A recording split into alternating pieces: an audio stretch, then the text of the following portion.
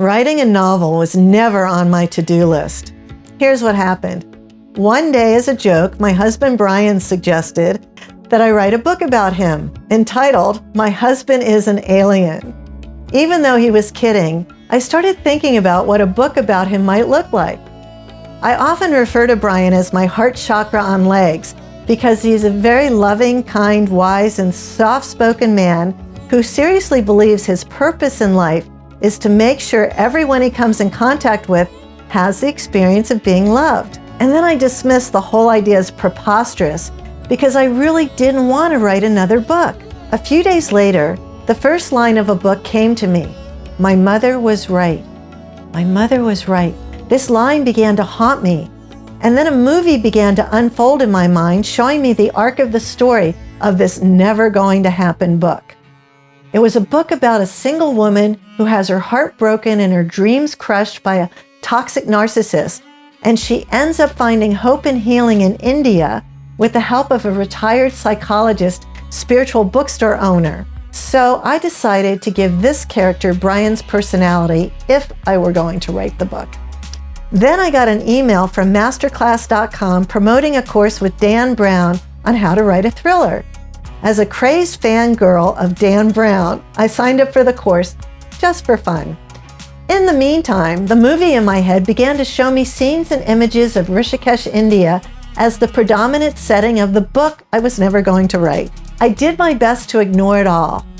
Video number 3 of the Dan Brown course was on the topic of location as a character in the book, in which Brown went into great detail about the importance of Florence, Italy, as it played out in the Da Vinci Code.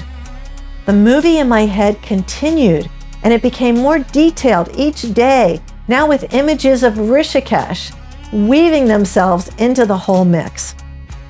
I really, truly did not want to write another book, especially one that seemed to be a novel. So I had a conversation with God, and I said, okay, God, if I'm supposed to write this book, I'll need to go back to Rishikesh for research. And for that, I'll need a round-trip business class ticket, which costs about $7,000. So if you really want me to go, and if you really want me to write this book, have this ticket land in my lap. With that, I felt relieved that this whole write a novel nonsense was over.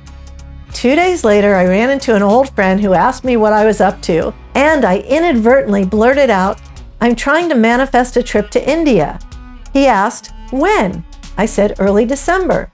He looked at the calendar on his phone, and then with a big smile, he said, I'll take you. We had a blast last time we went to India. Oh my God, I manifested the ticket. So I packed my bags and headed to Rishikesh for a week of research that ended up being filled with magic and finding the locations of the scenes in my head. And now, 4 years later, this book that I so resisted writing is now coming out on June 27th. It's called The Love Thief, and it's a story of love, betrayal, and unexpected transformation with a juicy revenge subplot and a surprise ending. Not only is this a book, but top Hollywood producer Suzanne Todd, whose films have grossed more than $3 billion, is developing The Love Thief for a streaming series. She describes the book as Eat, Pray, Love meets Dirty John. To entice you to order the book, I've created a unique and original bonus item, 10 exclusive heart-healing yoga videos. Each video features a well-known yoga instructor like Sean Korn, and each yoga instructor is demonstrating yoga philosophy and poses to transform and heal the strong emotions experienced by my heroine in the book. This includes grief, anger, heartache, betrayal, uncertainty, connecting to the divine, love, gratitude, forgiveness, and overcoming suffering. All the details are at thelovethief.com.